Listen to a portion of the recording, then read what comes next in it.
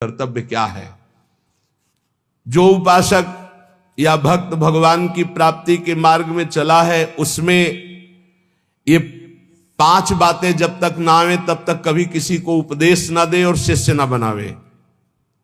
ये बहुत बड़े सिद्ध महापुरुष हैं, वो बोल रहे हैं। महात्माओं का हृदय माता की तरह दुलार करता है पूरे विश्व को। श्री सीताराम ओमकारनाथ जी महाराज जी ने कहा कि उपदेश देने जैसा खतरनाक खेल और कोई नहीं परमार्थ से भ्रष्ट होने के लिए। परमार्थ से भ्रष्ट होने के लिए उपदेश देने जैसा कोई खतरनाक खेल नहीं। बहुत बड़े महापुरुष हैं, क्योंकि उसमें देहाभिमान पुनः जागृत हो जाता है और काम आदि दोषों की बाहुल्यता, भोगों की बाहुल्यता, सम्मान प्रतिष्ठा की बाहुल्यता, और वो नष्ट होने में देर नहीं लगती। ये 5 बातें जब तक हृदय में ना जाए तब तक किसी को शिष्य न बनाए और उपदेश न दे, नहीं तो भ्रष्ट हो जाएगा पक्का। पहला, जब तक अंतःकरण पूर्ण रूप से शुद्ध ना हो जाए। अंतःकरण कहते हैं बुद्धि, मन, चित्त, अहंकार, 4 करणों को अंतःकरण कहते हैं। अंतःकरण शुद्ध कब माना जाता है? जब बुद्धि के निश्चय में एकमात्र परमात्मा है, मन में संकल्प विकल्प खत्म, केवल मन सावै मनः कृष्ण पदारविंदयो चित्त मुरारी पादार्पित चित्त वृत्ति अहंकार दासत्व में एक भी विकार जिसके अंतःकरण में उदय नहीं होता, वो शुद्ध अंतःकरण वाला महापुरुष प्रथम उपदेश का पहला अधिकारी। अंतःकरण में किसी भी तरह का कोई भी विकार ना होना, पूर्ण अंतःकरण का शुद्ध होना। दूसरा, जो व्यक्ति, ये हम नहीं कह रहे, बड़े महापुरुष कह रहे हैं, सामने शास्त्र इसीलिए रख के बोलते हैं कि आप ये ना सोचे कि हम कोई मनमानी बोल रहे हैं। कुछ भी होगा तो हृदय, शास्त्र, संत तीनों से मिली हुई बात होगी, स्वतंत्र नहीं होगी। कोई भी ऐसी बात यहां से अनुभव युक्त भी निकलेगी तो आप पढ़ लेना, कहीं ना कहीं लिखा होगा। ऐसा नहीं हो सकता कि वो हमारे मनमानी बात हो, क्योंकि हमारा मन बचपन से लेके अभी तक जिसका स्वाध्याय करता रहा, जिनकी जूठन खाता रहा, जिनके चरणों के आश्रित रहा, वही मन में बैठ के बोलते हैं और कोई नहीं। पहला है उपदेश का अधिकारी कौन? जिसमें 5 बातें हो। पहली बात, अंतःकरण शुद्ध, बुद्धि, मन, चित्त, अहंकार, भगवदाकार, एक भी विकार जिसके हृदय में नहीं है। दूसरा, जो व्यक्ति स्वार्थ के लिए उपदेश सीखता है, जो अपनी वासनाओं की पूर्ति के लिए प्रवचन करना सीखता है, वो उपदेशक पक्का भ्रष्ट और दुराचारी हो जाएगा। वो धर्म का निर्वाह करने वाला नहीं होगा, उस समाज को भ्रष्ट करने वाला होगा। ये सिद्ध महापुरुष लिख रहे हैं, इसमें किसी की टीका टिप्पणी करने की बात नहीं। जिसको बुरा लगे तो भगवान को साक्षी करके हृदय में हाथ रख करके देख लेना। महापुरुषों के वचन डंके की चोट से होते हैं। जिसको बुरा लगे वो छाती में हाथ रख के बिहारी जी को साक्षी करके देख लेना कि ये वचन जो निकले हैं ये है हमारे में कि नहीं है, देख लेना। यहां केवल जबान की बात नहीं होती, छाती की बात होती है।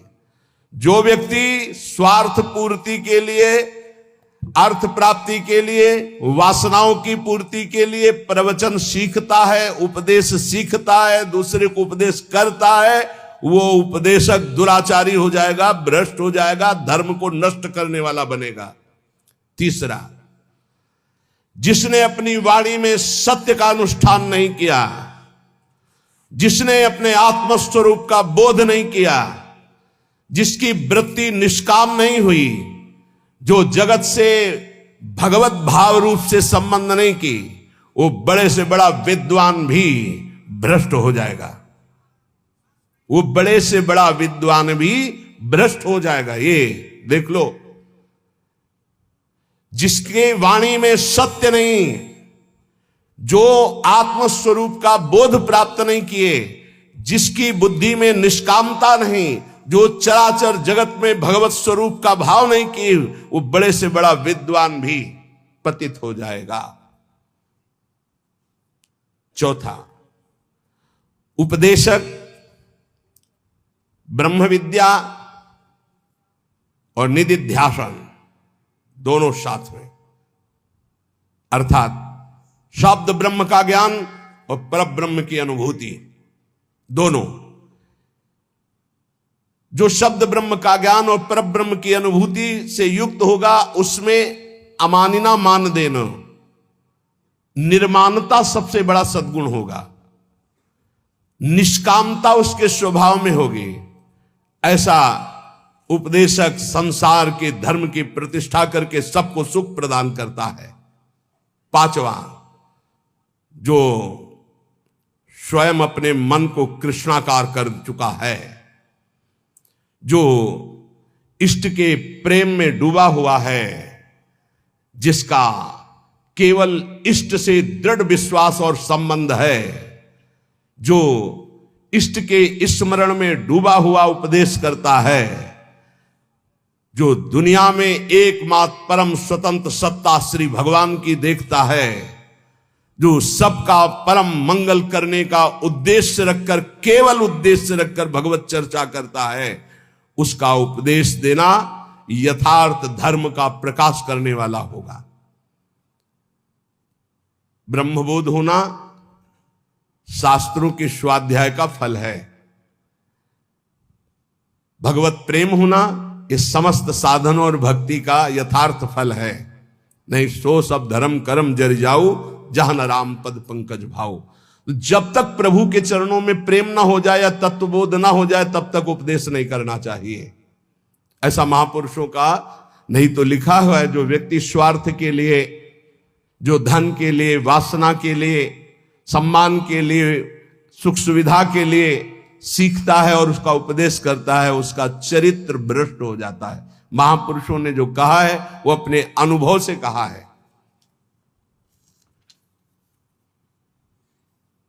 पहले अपने आप की जो माया जनित वृत्ति है उसको हटाओ और मुक्त हो जाओ, तब दूसरों को मुक्त करने की बात सोचिए।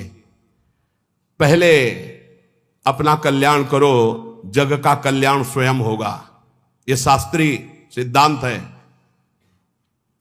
पहले खुद की वृत्तियों को ठीक करो, पहले खुद काम क्रोध विजयी बनो, पहले खुद निरंतर नाम जप का रसास्वादन करो, फिर बोलोगे तो निहाल कर दोगे। पूज्य श्री रामचंद्र डोंगरे जी महाराज, सुना है प्रगट में, आंखों से अश्रु बह रहे, ग्रीवा झुकी हुई है, सामने ठाकुर जी हैं, और ऐसी कथा पूज्य श्री मथुरादास जी, सुना है, बड़े बड़े महापुरुष, और कथा की और उठे और चल दिए। जो जहां जैसा वो सब वहीं छोड़ दिया। वो अपना देखो, लगाओ, गौ सेवा में लगाओ, विद्यालय में लगाओ, जहां परमहंस पूज्य श्री रामचंद्र डोंगरे जी महाराज, बड़े बड़े महापुरुषों को देखा। ये जो भगवत चर्चा है, ये जो उपदेश है, जो सत्संग है, ये आत्म सुख के लिए है। जीवन निर्वाह तो प्रभु स्वयं अपने दासों का करते हैं, उसके लिए ये थोड़ी है। ये भगवत मार्ग बेचने वाला थोड़ी है कि हमारे जीवन का निर्वाह, हमारे जीवन का निर्वाह तो योगक्षेमम वाहम्यम श्री हरि करेंगे। ये चर्चा किस लिए हो रही है? सबका परम मंगल करने के लिए हो रही। स्वांता सुखाय तुलसी रघुनाथ गाथा। जो अपनी इंद्रियों पर नियंत्रण करता है वही दूसरे की इंद्रियों को विषयों से निकाल सकता है, अन्यथा नहीं। जो खुद इंद्रियों का गुलाम है वो दूसरे को इंद्रिय विजेता कैसे बना सकता है? एक बार किसी महात्मा के पास कोई माई गई अपने लाला को लेके, कहा लाला हमारा गुड़ खाता है, हमारी बात तो नहीं मानेगा, आप पर श्रद्धा रखता है, आप मना कर दो। तो कहा 1 हफ्ते बाद आना। वो 1 हफ्ते बाद आया, बच्चा गुड़ खाने से दांत में कीड़ा पड़ जाएंगे, पेट में कीड़ा पड़ जाएंगे, ठीक नहीं है, नहीं खाना चाहिए। माँ ने कहा तुम ये उसी दिन क्यों नहीं बता दिया? महाराज 1 हफ्ते बाद क्यों बुलाया? बोले मैं भी गुड़ खाता था, इसलिए पहले 1 हफ्ते छोड़ा तब उपदेश किया। जो अपनी इंद्रियों पर विजय प्राप्त नहीं किए हुए हैं वो दूसरों की इंद्रियों को विषयों से कैसे हटा सकता है? धर्म का मार्ग बड़ा सूक्ष्म है, ये अनुभव के द्वारा ही समझ में आता है, शब्द पढ़ने से नहीं आता है। जो धर्म की सूक्ष्मता को जानता है वही धर्म का उपदेश करके सबके हृदय में धर्म को जागृत करता है। सबके हृदय में धर्म है, उसको जागृत करना है। जिसने एक श्री भगवान के स्मरण को मजबूती से पकड़ लिया है, उसको किसी की खुशामद करने की जरूरत नहीं अपने भरण पोषण के लिए। श्री भगवान को जिसने पकड़ लिया, उसको किसी की खुशामद करने की जरूरत नहीं अपने भरण पोषण के लिए। दुर्जनों के लिए ये सज्जन पुरुष ही हैं जो उनकी कटुता, उनकी गाली, उनके अपमान को सहकर उनका कल्याण करते हैं। केवल प्रवचन से कल्याण नहीं हो जाएगा। जब तक सज्जनता, साधुता नहीं आएगी। साधुता बहुत बड़ी बात है, प्रवचन कर लेना बहुत सरल बात है। साधुता बड़ी बात है। कबहू कहो या रहानी रहोंगो, श्री रघुनाथ कृपालु कृपाते साधु स्वभाव गहोंगो। परहित निरत निरंतर मन क्रम वचन नेम निबहोंगो। मन वचन कर्म से दूसरे का परम मंगल, परुख बचन अति दुशाश्रवण सुनते पावक न दहोंगो। जथा लाभ संतोष सदा काहूसो कछु न चाहोंगो। कबहू कहो या रहानी रहोंगो, श्री रघुनाथ कृपालु कृपाते साधु स्वभाव गहोंगो। साधु वही है जो बड़ी बड़ी सिद्धियों को ठोकर मारकर दूर करके भगवान के प्रेम में डूबता है। ठोकर मार करके। हित महाप्रभु कह रहे हैं, वेणु कानन क्वणित श्रवण सुंदर सुनत मुक्ति सम सकल सुख पाए पग पेलरी। आज तू ग्वाल गोपाल सो खेलरी। वेणु कान देख लाल बंसी बजा रहे हैं। बंसी में वो परमानंद की वर्षा कर रहे हैं कि अगर एक बार श्रवणेंद्री में पड़ जाए तो मोक्ष सुख को भी पैर से ठुकरा करके प्रेम रस में कूद पड़े। ऐसा बंसी की ध्वनि है। प्यारी जू से करे, लाडली जू देखो वेणु कानन कुणित श्रवण सुंदर सुनत मुक्ति सम सकल सुख पाए पग पेलरी। लाडली जू देखो कैसी अद्भुत बंसी बज रही। वही बंसी चतुरासी जी है। वही बंसी जो मोक्ष सुख को भी फीका कर दे, वो साक्षात बंसी की ध्वनि है चतुरासी जी। ये वंशी जी की वाणी है। हरिवंशी स्वयं हित महाप्रभु के रूप में वही गायन। अरे अद्भुत सुख। जो सिद्धियों को ठोकर मार करके आगे बढ़ता है, वो भगवान के प्रेम को प्राप्त होता है। भजन करो, भजन करो, नहीं तुम्हें ठोकर मारेगी माया। भजन करो, नहीं तुम्हें ठोकर मारेगी। भजन किया तो सिद्धियों को ठुकरा कर भगवदानंद में डूबता है। तू परम स्वतंत्र स्वाधीन भगवान का दिव्य अंश है। किसी की पराधीनता की जरूरत नहीं। पर यह स्थिति तभी आएगी जब भजन करोगे। भजन परमार्थ का मार्ग व्यवहार से होकर ही गुजरता है। इसलिए जिसका व्यवहार परमार्थ में होता है वही सिद्ध साधु होता है। व्यवहार भी परमार्थ में होना चाहिए। व्यवहार अमर्यादित हुआ, धर्म विरुद्ध हुआ तो पाखंड है, साधुता नहीं। व्यवहार बिल्कुल शुद्ध, तस्मात् शास्त्रम प्रमाणम ते कार्या कार्यो व्यवस्थितो, शास्त्र के अनुसार होना चाहिए। भगवान व्यापक है, सबके हृदय में है, तुम्हारे हृदय में भी है, पास में भी है, बहुत दूर भी है, अंदर भी है, बाहर भी है। तो पाखंड किससे करोगे? छुपाव किससे करोगे? दुर्व्यवहार किससे करोगे? जो ये जानता है वही साधु है। जो स्वयं नहीं कर सका उसको कभी उपदेश देने का अधिकार नहीं है। अपनी दिनचर्या ऐसी बनाओ जो गुरु प्रदत्त अनंत शक्ति प्रदान करने वाली अखंडानंद में स्थित करती है दिनचर्या। ऐसा कभी मत करो जो गुरु प्रदत्त दिनचर्या है उसका खंडन हो जाए तो दुख तुम्हें घेर लेगा, निश्चित समझना। ये बहुत बड़े महापुरुषों की वाणी है। अपनी दिनचर्या गुरु प्रदत्त ऐसी बनाओ जिससे अनंत शक्ति और अखंडानंद की प्राप्ति होती, दिनचर्या से ही होती है। ऐसा कभी मत दिनचर्या का खंडन करो जो तुम्हारी शक्ति को छीन करके तुम्हें दुख में फंसा दे। ऐसी दिनचर्या विजयी होनी चाहिए कि आपके पास समय ही नहीं है, आपके पास अपनी दिनचर्या से बड़ा सौभाग्य है अपने साधकों को कि 1 मिनट के लिए समय नहीं। अगर कभी कहीं ऐसा तो 1 मिनट निकालना मुश्किल है। अपनी दिनचर्या ऐसी बना दी है गुरु जी ने, श्री जी ने। किसी भी परिस्थिति में तुम्हारे मन में कमजोरी नहीं आनी चाहिए, चाहे जैसी परिस्थिति, तुम्हें याद होना चाहिए ये इष्ट के द्वारा पास करके भेजी हुई परिस्थिति। मैं डगमगाऊं क्यों, मैं भयभीत क्यों हूं? कोई न कोई बहुत मंगल विधान मेरे इष्ट ने भेजा परिस्थिति, इसलिए मैं मस्ती से रहूंगा, चाहे जितनी बुरी स्थिति क्यों ना आ जाए। हृदय में या बाहर परिस्थिति, स्थिति या परिस्थिति, संतुष्टा येन केनवा, ये बहुत बड़ी बात है। क्योंकि इष्ट ने भेजा है ना, चयन किया इष्ट ने, किस लिए? होगा कोई उनका विधान, मंगल विधान, शांत प्रसन्न मुद्रा, कभी खिन्न नहीं, निकल जाएगी परिस्थिति और स्थिति भी। कभी कभी अंदर में भी स्थिति गड़बड़ होती है, बाहर भी परिस्थिति। इन्हीं के वचन अभी सुनाए थे पीछे। पापियों का ऐश्वर्य बढ़ता है।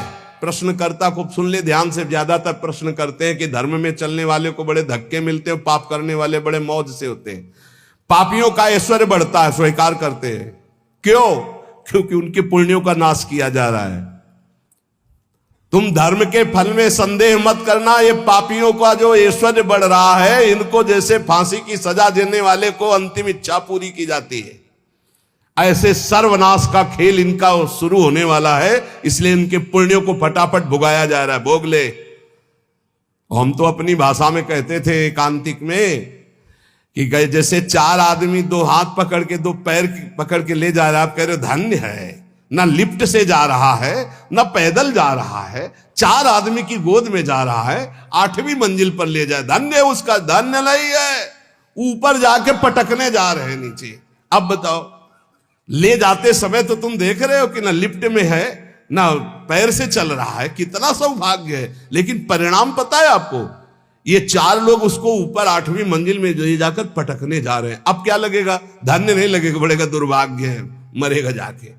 ऐसे ही पापी आदमी जब चारों खाने में हरा भरा नजर आवे, ना बढ़ता नजर आवे, तो आप हाथ जोड़ के शोक मगन होना, अब मरेगा ये जाके। ये 4 जो ले जा रहे ना, ये ऊपर से पटकेंगे जाके। चारों तरफ हरा भरा, जिधर देखो उधर माला माल, जय जय जय जय, दिया सलाई लग रही सुकृत में, पुण्य में, क्योंकि पाप कर रहा है, अब भस्म होगा। कभी कभी गुरुजन जब समझाते हैं और जब देख लेते हैं ना कि बहुत पैंग लंबी बढ़ गई, तो मौन हो जाते हैं, नहीं समझता जीव। इसीलिए भगवान भी चुप हो जाते कि पहले जल ले। अच्छा, भगवान जानते कि तू मेरा अंश जलेगा, है नहीं, तेरी कपड़ा जलेगा ये। नयनम छिन्दन्ति शस्त्राणि नयनम दहति पावकहा न चैनम क्लेदयन्त्यापो न शोषयति मारुता। भगवान का बच्चा आग नहीं जला सकती, शस्त्र नहीं छेद सकता, जल नहीं डुबो सकता, वायु नहीं सुखा सकती। तो अगर डूब रहा है और मर रहा है तो मर, क्योंकि आत्मा को कुछ होना नहीं है और तेरे पाप किया है तो भोग। भगवान ऐसे देख रहे हैं। तुम कहोगे बड़े दयालु हैं, नहीं, इस समय दयालु नहीं, दयालु जान रहे हैं कि मेरे अंश को कोई फर्क नहीं पड़ना, शरीराभिमानी, पाप किया है, भोग ले। इसलिए वो अग्नि रूप भी हैं, वो जल रूप भी हैं, वो अपने में ही डुबो रहे हैं। किसको? अपने आप को। तुम्हें क्या फर्क पड़ रहा है? कुछ नहीं। हमारी भाषा समझ लो। कहें भगवान अब कहां गया, क्यों नहीं बचाया इनको, क्यों बचाए? उस समय जब उपदेश कर रहे थे कि ऐसा नहीं करना, तब तूने माना, नहीं माना तो भोग। तो बोले दया क्यों नहीं है? दया इसलिए नहीं कि असली वाले को जलन नहीं होगी और नकली वाला बचेगा नहीं। क्या? ये नकली है, यही जलेगा। असली जो भगवान का अंश है उसमें कोई ताप नहीं लगता। तो इसलिए भगवान शरीर, जैसे ये कपड़ा जल जाए तो अपने को क्या फर्क पड़ेगा, हम तो बच गए। बोले बड़ी कृपा, हम बच गए, कपड़ा जल गया। ऐसे ही कपड़ा जलता है, हम बिल्कुल नहीं जनते, हमें न कोई शस्त्र छेद सकता है, ना अग्नि। तो ये जब भगवान का अंश जीव है, भगवान ये जानते, इसलिए दया नहीं करते। अब कोई सही ढंग से चले और फिर उसके कपड़े में भी खरोच आने की बात होगी तो भगवान नहीं आने देंगे। और तुम दूसरों के शरीरों को भून भून के चटनी के साथ खाओ तो बिना चटनी के आग तुम्हें भून देगी। हमारी बातें बुरी लगेगी लेकिन लिख लो, बिल्कुल फायर विकेट तब आएगी जब भून के तैयार हो जाओगे। पहले बूंद नहीं पानी मिलेगा क्योंकि तुमने चटनी लगा के खाया है। वो अग्निदेव बिना चटनी के तुम्हें खा जाएंगे क्योंकि वही अग्नि भगवान का स्वरूप है। इसीलिए कहते हैं कि होश में ये मांस खाना, मदिरा पीना, व्यभिचार करना, पापाचरण करना बंद कर दो। प्रभु अभी तक जो हुआ हुआ, अब लो नसानी अब ना सही हो, नहीं खतरे में हो तुम पक्का। तुम्हें नहीं दिखाई दे रहा है, कोई अविनाशी शरीर नहीं तुम्हारा। इस शरीर के लिए पापाचरण करके कभी सुखी नहीं हो सकते। तो पापियों के ऐश्वर्य को देखकर अधर्म को धारण करने वाले कभी संदेह मत करना। इनको ऐसे सुख दिया जा रहा है जैसे फांसी की सजा देने वाले को अंतिम इच्छा पूर्ति की जा रही है। बुद्धि बदल जाती है, बुरी दशा आने के पहले बुद्धि बदली जाती है। आप ना आवे ताई तहां ले जाए, वहीं ले जाएगी जहां उसका नाश होना है। बहुत सावधानी से, कोई गलती हो जाए, कोई पाप हो जाए तो तत्काल महापुरुषों से मिलो, संतों से, कि हमने ये अपराध कर दिया, उसका प्रायश्चित बता दो या हमें दंड दे दो और आगे से कभी नहीं करूंगा, अब मुझे उपाय बता। वो जो बोले, वृंदावन की परिक्रमा लगा लो, उपवास कर लो, ऐसा कर लो, बस बिना विचारे कर दो। उनके वचन से पाप नष्ट हो जाएंगे। क्रिया मात्र तो केवल एक निमित्त है, उनके वचन की तुम ये कर लो, ये ठीक हो जाएगा।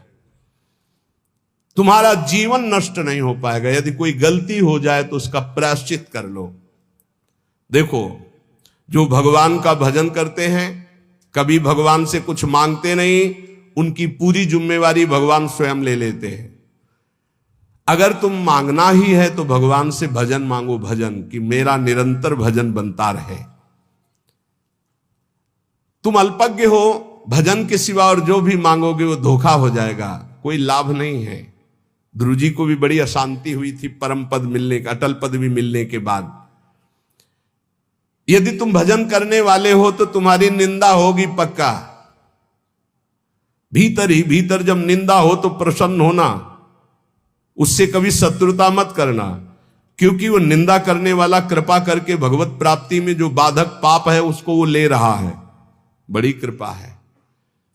निंदा करना दूसरों के पापों को लेना है, अपने को तो करना नहीं है। दूसरा कोई अपनी निंदा करे तो बहुत प्रसन्न होना है कि वो कितना महान है कि जो हमें भगवत प्राप्ति में बाधक भाव थे उनका वो अपहरण कर रहा है। बिना प्रयास के, बिना प्रयत्न के, बिना भोगे तुम्हारे प्रारब्ध का नाश करने की सामर्थ्य निंदा में है, जो तुम्हारी दूसरे निंदा करते हैं। बड़े कृपालु हैं। इसलिए निंदक को परम सहायक मित्र मानना चाहिए। निंदक नेरे राखे आंगन कुटी छवाए, समीपे रहे जिससे कोई चूक ना होने पाए, हर गलती वो हमारी देखे। और भगवान बड़े कृपालु हैं। निंदक को सूक्ष्मदर्शी लगाने की जरूरत नहीं होती, सीसी कैमरा लगाने की जरूरत नहीं होती। उनके कान और नेत्र वहीं लगे रहते हैं और वो एक एक बात पकड़ करके साधु की और उसको निर्मल करते रहते हैं। इसलिए धन्य है, प्रणाम है, स्वस्थ रहे निंदक। अंतिम में उनको भगवत प्राप्ति हो, क्योंकि हमें भगवत प्राप्ति में बड़ा सहयोग किए। निंदा करने वाले महान मित्र हैं जो हमारे प्रारब्ध को बिना भोगे वो काट देते हैं। दूसरों की निंदा करने से जो हमारे पाप नष्ट होते हैं, अपनी प्रशंसा करने से अपने पुण्य और तप नष्ट हो जाते हैं। अपने मुख से कभी अपनी प्रशंसा न करे, दूसरे जो हमारी निंदा करते हैं उसे चैन से, आनंद से सुन ले कि हमारे ऊपर भगवान की बड़ी कृपा है, बड़ा पावन किया जा रहा है। जब तक तुम्हें आत्मानंद का अनुभव न मिले, भगवदानंद का अनुभव न मिले, तब तक विषयानंद से दूर रहना, विषयानंद के भोगी पुरुषों से दूर रहना। भगवदानंद का अनुभव करने वाला चक्रवर्ती सम्राट को भी एक तिनके के बराबर समझता है। सुरपति नरपति लोकपति जिनके भावे घास। भगवदानंद का अनुभव करने वाला चक्रवर्ती सम्राट को वही तिनके के समान समझता है। अब अंदर से देख लो, प्रभु के प्रति भाव है या धन के प्रति या पद के प्रति, तो वैसे ही हो जाएगा। भगवदानंद जिसको अनुभव हुआ, सुरपति नरपति लोकपति जिनके भाव है घास, ये बात अंदर से समझो। अपमान किसी का करना नहीं, पर अंदर से किसी के प्रति ऐसा भाव न रहे कि धन को लेकर, रूप को लेकर, अभिनय को लेकर, पद को लेकर के हमारा गर्व है कि हमारे पास अमुक आए, हमारा गर्व है कि हमारे पास परमहंस आए, अवधूत आए। हमारा गर्व, ये उनका सौभाग्य है कि उनको एक बार इस रज में माथा रखने का सौभाग्य मिला। ऐसा करो कि अब कुछ करना ना पड़े, ऐसा करो कि मां के गर्भ में वास अब ना करना पड़े, ऐसा करो कि मनुष्य जन्म अभी आखिरी जन्म हो और हम श्री भगवान को प्राप्त हो जाएं। अगर माली से संबंध रखोगे तो पुष्प वाटिका का कोई भी फूल तुम चयन कर सकते हो। ऐसे ही यदि तुम भगवान से संबंध रखोगे तो अनंत ब्रह्मांड भगवान की पुष्प वाटिका है। किसी भी ब्रह्मांड में स्वतंत्र रूप से तुम जा सकते हो। कैसे? जैसे माली के होकर बगीचे में घूमो, आनंद ले रहे हो, कोई फर्क नहीं पड़ता। लेकिन एक जंगल में जाके भटक गया है वो, और एक जो माली के साथ उसी जंगल में आनंद ले रहा है वो, एक जो जेल में कैदी बना है वो, और एक जो जेलर बनकर वहां कैदियों के बीच में है वो, दोनों में अंतर है।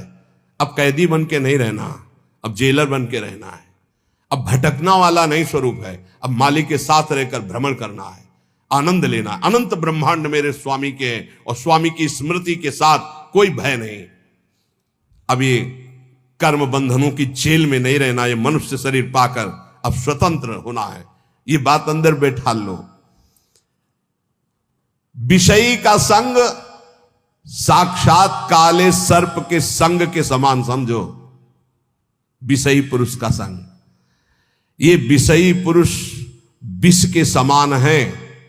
इनके स्पर्श से, इनके संभाषण से, इनके दर्शन से इनके शरीर में चिपटे रहते हैं ऐसे परमाणु, जो तुम्हारे अंदर आएंगे और तुम्हारे भजन को जलाकर राख कर देंगे, भजन की वृत्ति को जला के राख कर देंगे। जितनी जल्दी हो सके अपने को जलने से बचाना चाहते हो तो विषयी पुरुषों का संग छोड़ दो। संगम त्यजेत मिथुन व्रतिनाम मुमुक्षु, बहुत बड़ी बात है, इसको अंदर से समझ लो। प्रयत्न करो। विषयी पुरुषों का संग साक्षात भयावह विषधर सर्प के समान है, वो तुम्हारी समस्त साधना को चौपट कर देगा। विषय की अग्नि की चपेट में तुम अध्यात्म शक्ति को भस्म कर दोगे। इसलिए दूर, हमको यही देखना है। जब भगवान मोहिनी रूप के पीछे भाग रहे थे ना, तो बड़े बड़े जो पद्मासन लगाए बैठे थे, तो मोहिनी भगवान ऐसे करते हैं। देख लो, ये वो हैं जो ब्रह्मबोध प्रदान करते हैं, और मेरा ये वो रूप है जो ऐसों को भी पीछे दौड़ा भगवान के मोहिनी रूप का। ऐसे ही ये भगवान उदाहरण देते रहते हैं, भगवान ही उपदेश दे रहे हैं। पक्का समझिए, बहुत बहुत विचित्र, अतिशय प्रबल देव तो माया, जो शास्त्र कह रहा वैसे चलोगे बच जाओगे। यहां सत्संग के द्वारा हमको ये समझना है कि हमें जो मिला बहुत कीमती चीज है, परमार्थ बहुत कीमती चीज है। इसको छीनने के लिए बहुत माया रंग रचेगी। अगर आप कोई वासना लेकर इस मार्ग में चलेंगे तो वही वासना अंतर की माया जानकर तुम्हारे आगे जाल फेंक देगी और तुम्हें रोक लेगी। इसलिए सत्संग के द्वारा जल्दी से जल्दी वो वासना काट दो जो तुम्हें गिराने वाली है। उस वासना का संयोग होने पर भागो, ना कि उसको स्वीकार करो। पहले प्रयत्न करो, फिर प्रार्थना करो।